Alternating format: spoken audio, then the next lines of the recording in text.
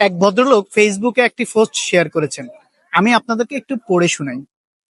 এমন ছিল লেখাটা: চাকরি করে না, ব্যবসাও করে না, বাড়ির কাজও করে না, বাপের হোটেলে বসে বসে খায়। তাহলে আমার প্রশ্ন হলো, এত স্পিডে বাইক চালিয়ে ইমার্জেন্সি তারা কোথায় যায়? অনুরোধ করে বলি, উঠতি বয়সী প্রিয় কিশোর এবং যুবক ভাইয়েরা আমার, নিজের গতি নিয়ন্ত্রণ করে গাড়ি চালান, অপরকেও চালাতে বলুন। নাইলে জীবন গেলে আপনার যাবে, আপনাকে দেখে অন্যরা ছবি তুলতে ব্যস্ত থাকবে। লেখাটি আমার চোখে এমন চমৎকার ভাবে আটকা পড়েছে, আপনাদের সাথে শেয়ার করতে বাধ্য হলাম।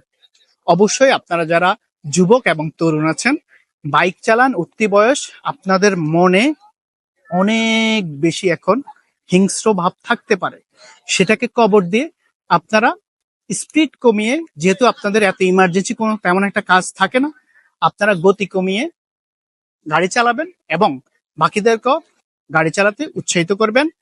কারণ শেষ লেখাটা আমার সবচেয়ে বেশি ভালো লেগেছে: জীবন গেলে আপনার যাবে, আপনাকে দেখে অন্যরা ছবি তুলতে ব্যস্ত থাকবে, আপনার জন্য আপনার ফ্যামিলিটা পুরোপুরি পড়ে যাবে। এবং মানুষের ধারে কাছে যাওয়া লাগে, অনেক ফ্যামিলিকে দেখা যায় যে অন্যের কাছে গিয়ে তারা আর্থিক সহযোগিতা চায়। এটা আপনার ফ্যামিলির জন্য কত বড় বার্ডেন, সেটা আপনি আমি কেউ আসলে শুরুতে উপলব্ধি করতে পারি না। আমার অনুরোধ থাকবে আপনারা এই বিষয়ে যথেষ্ট সচেতন হবেন। ধন্যবাদ সবাইকে। আসসালামু আলাইকুম।